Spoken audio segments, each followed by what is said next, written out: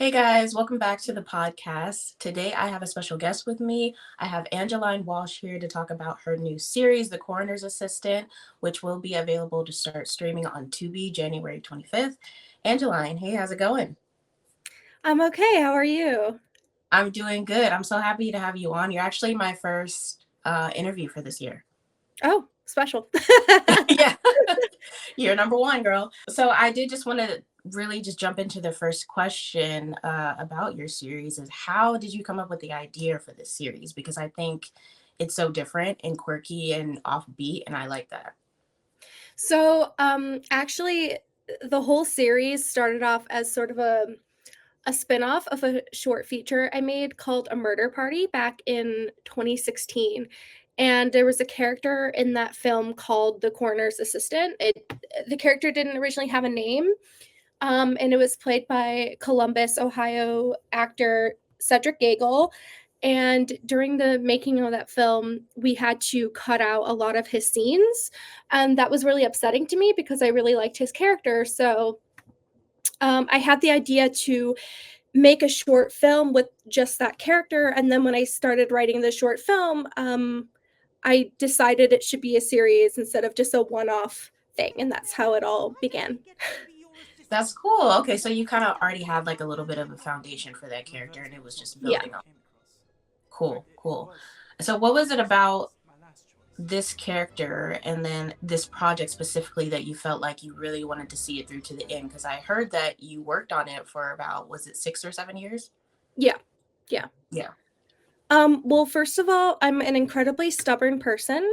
So so for me, I was like, I had already made it and put so much work into it. I was like, I'm not going to see this not be finished.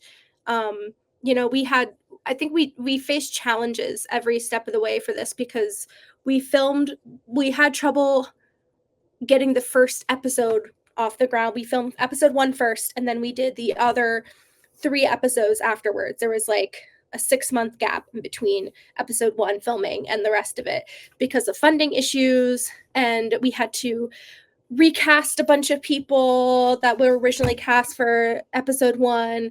And then when we finished filming in 2019, and then COVID hit, and so we spent a couple of years editing after that, and it was just like one thing after another, but the whole thing I was like, I'm not gonna let this not be finished. Right. So yeah. Yeah, I mean, shoot, that makes sense, especially after all of that, right? Hmm. And then strangely enough, I've only seen the first episode so far. I know there's 4 episodes. Hmm. After watching the first episode, honestly, this is such a random and niche thing to say. I don't know if it'll make sense to you, but when I was watching it, it kind of reminded me of like a Discovery Kids show. I don't know if you Interesting. remember that channel or that network. Uh, No. yeah, it was a network. It was a network that used to be on. I used to watch it like when I was in middle school. Hmm. And it was basically like it was like the Discovery Channel, but for kids. So there was a lot of like science fiction shows. It was like Hmm. paranormal shows.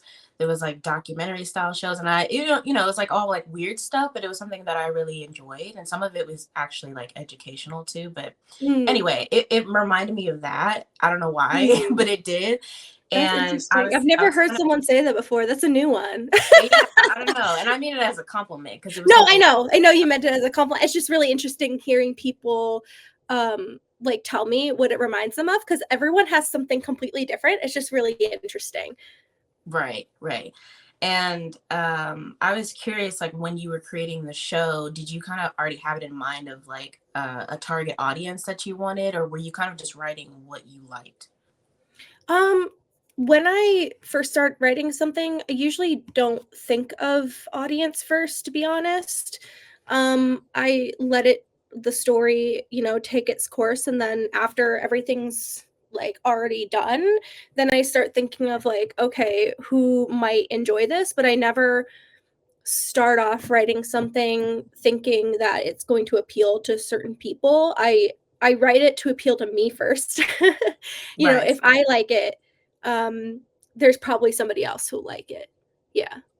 Yeah, that's awesome. That makes sense too. And so James Rigsby is the main character in the in the series, played by Cedric Geagle. I hope I said his name right. Gagel, yeah. Gagel? Okay. It rhymes with bagel. Um, Yeah. yeah. And then what was it like writing his character versus the supporting characters? Because you said that you kind of already had a little bit of the Mhm. foundation for that character. So was it a little bit easier, or do you find it more challenging because he is the main character? It actually wasn't easier. I've had this conversation with Cedric before because, I've been writing a second season and, I've been bouncing ideas off of Cedric because he's very involved in the show. Writing the character of James is actually pretty difficult for me. Um, and I don't know why. I'm the sort of person where I really like side characters and creating a lot of little characters and like ensemble sort of casts. So focusing on a main character is often kind of difficult for me, if that makes any sense. So James was actually a character that kind of eludes me a lot of the time, which is weird. I don't know if that even makes any sense. But like writing the side characters are often like the easiest parts for me, and I don't know why. Oh, that's interesting. Yeah. Yeah. And I did want to know if you had any advice on maybe like what makes a great main character, because I feel like a lot of writers struggle with that, especially Hmm. anything that's like episodic. It's like, how do I make this appeal to other people? I mean, I think overall, some sort of relatability is probably a good idea to have. If the character's relatable in any way, even if it's just like one little thing. I think for James, it's like he's kind of like my friend Georgie, who's the producer and plays Mary. She would describe James as like sort of embodying this girl in the big city sort of trope, except Yeah. in the male body. So like someone who's very naive and sort of thrown into this horrible situation, trying to figure out what to do. And I think people can relate to that, like, being having to have like you have all this like new information responsibility that you have to deal with, but you're completely unequipped to handle it, you know. Yeah. Yeah. I'm glad. That's funny that you said naive, because that was kind of the vibe I got, even just from the first Hmm. episode. Um, and then I did want to know, like, I mean, you kind of did just kind of say that, but if you had 3 words to describe James as a character, which ones would you choose? um Trusting, curious, and enthusiastic. Oh, okay. Would you say too trusting? Yeah. I think that goes along with the naive part. Right, right, exactly. And then I read too that you wrote this when you were 22. Yeah. And then are you 29 now? Yeah, I turn 30 next week. Oh, okay, cool, cool. So, yeah. So yeah, so that I can imagine that this script has gone through so many different changes and iterations. So how do you feel like you were able to stick with something like this when you yourself are going through your own like personal growth and changes in life? Um, it's weird because and I think this happens with any, like, long-term creative project is, like, the artist that you were when you started working on it is you're gonna be a completely different kind by the time you finish it. Like, when I started writing The Coroner's Assistant, um, I had just started film school, I had very little experience on my own set. By the time I finished post-production on it and we had premiered it, I had grown exponentially as a writer, as an artist, as a leader. Um, and it's weird because, when you're in the editing stage and you're people often say this, but like, when you edit a film, you're essentially making it for the second time. And watching the episodes being edited, you know, I was like, it's weird because you look at your work and you're like, oh, I would write that differently. I would direct that scene differently. I would have done this differently, but you can't go back and change it.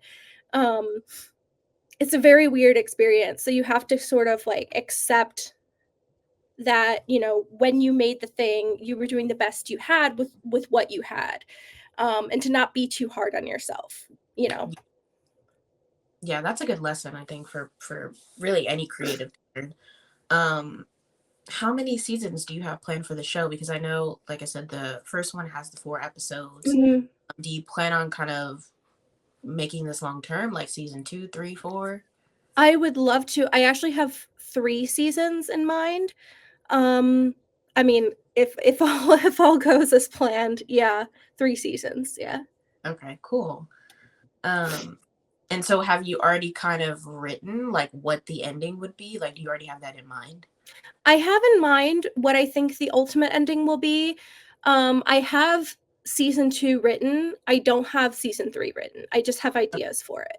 Yeah. Um, so yeah, I have an idea of mine of how I would ultimately end everything, but how I get there is I have no idea yet. Yeah. Do you have like a team of writers? Do you have a partner that you write with, or do you kind of you just do it solo? No, it's just me. Yeah. I mean, I do take a lot of, feedback from people who are involved with the show, Hmm. especially Cedric, because he, plays the lead character. He's a writer himself, he's a filmmaker himself. And he is interested in producing this second season. So he's really helped me a lot with developing scripts for season 2, and um, I take his feedback very seriously. I don't trust a lot of people's feedback because I don't think they always understand what I'm trying to do. But I think Cedric kind of understands my vision, so I trust him a lot. But ultimately, it is just me. Although I think that in the end, when you make something like a show, it's kind of like a conglomeration of everyone involved. If I write something and, we're on set, things happen that aren't necessarily things that I've written down, Yeah, I think that ultimately, the script is never set in stone. It's always improving upon itself.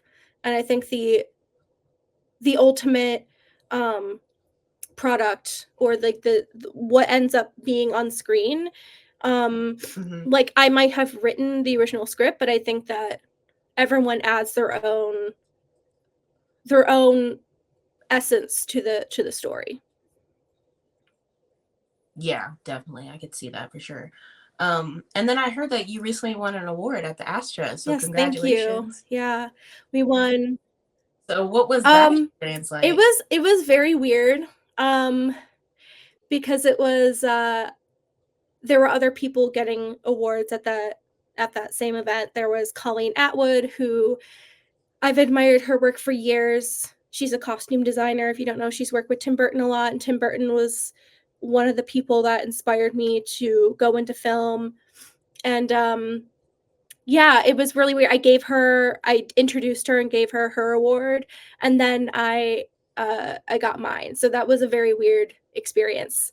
Um, when you're on stage, doing something like that, you're kind of focused on what you're going to be saying, and everything else kind of goes blank.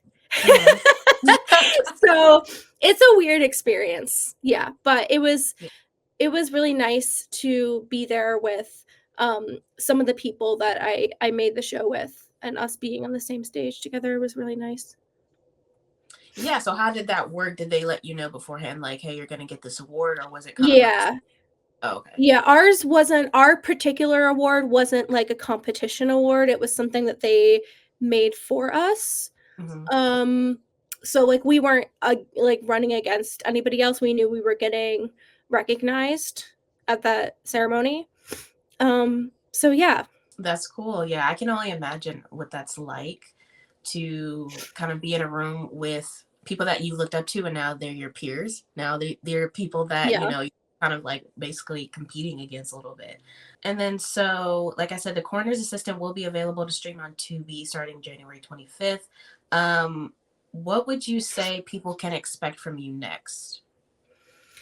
Honestly, it depends on how many people watch the show. I'm Okay. gonna be completely honest, like, my career right now is completely contingent on other people. Mhm. Um, so, other people watching the show, sharing it, talking about it, that's what's gonna make the biggest difference in if I continue working or not. Right? So that's my honest answer is, like, I have no idea. It all depends um, on how people react. Yeah. So you guys better watch it if you want to get another season. And then, so would you say that this show is kind of like, is it kind of just taking up all of your creativity right now to where you can't Yeah. really write for anything else? Yeah, it's been, it's been a really long journey. I have put so much of my energy, my artistic, emotional energy into getting the show, exposure and distribution, and you know, trying to think of ways to share it with people, that I really haven't had much breathing room for anything else. Um, like, that's how much work I've put put into this Yeah. show.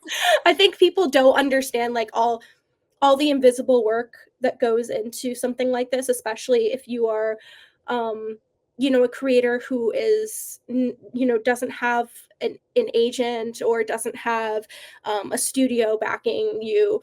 I have no one doing marketing for me. I have nobody financially backing me. It's like it's all me and my team, and none of us are getting paid for it. So yeah, it takes a lot out of you. Yeah. Yeah. Sorry if I'm I'm being, like, pessimistic. no, no, no. I'm glad that you mentioned that because honestly, that's why I really enjoy interviewing indie filmmakers because they talk about this kind of stuff and it's stuff that most people don't know. It's stuff that Mhm. I didn't really know until I started doing these interviews. Yeah. Um, and I feel like there's just so much talent out there. Like I've seen so many short films and like indie series, and I'm like, this is the stuff that needs to be pushed like to the forefront. Mhm. And yeah, so I'm glad that you said that because that's like real. I'm actually, I was a screener on the screening team for the Cleveland International Film Festival this year, and one of my favorite shorts that I watched was, a TV pilot, an independently made TV pilot called Loft and Found. So, I'm saying it right now that if it ever gets picked up, I really enjoyed it. And, if you're watching this and you come across it, it's called Loft and Found. It's really, really great. So, Oh, okay. I'm interested in that yeah. now too. Wow. Yeah, so I feel the same way though, because I'll watch shorts or even like watching your show and just being like, there's so many people who don't know about this. And I just Mhm. know someday like one of these is gonna, you know what I mean, like really take off. You're gonna be like, I was there in the beginning. I saw it before anybody else did. That's so nice. Thank you. Yeah. Yeah, so I wish you all the best of luck. I definitely look forward to watching the rest of the series. Outside of Tubi, is it available on where else is it available? So the first episode is on YouTube. And then you can also purchase the series on Amazon, Google Play, and Apple TV. Oh, no. But yeah, if you want to watch it without having to pay for each episode, it will be on Tubi. Internationally, by the way. So not Oh, just in the US. okay. We'll push for Mhm. people to pay for it. And then lastly, where can people follow you? Right now I'm just on Instagram. So Oh, it's going to be at the Modern Victorian on Instagram. And then I do have a personal website, and that's www.angelineproductions.com. So yeah, I don't really have like a huge online. I'm not like, I quit Twitter. I not doing any of the other stuff, but Instagram I'm pretty active on. okay, cool. So you guys make sure to follow her to keep up with her project and the rest of her future projects that she does. And Angeline, thank you so much for joining me. Thank you so much for having me. I appreciate it.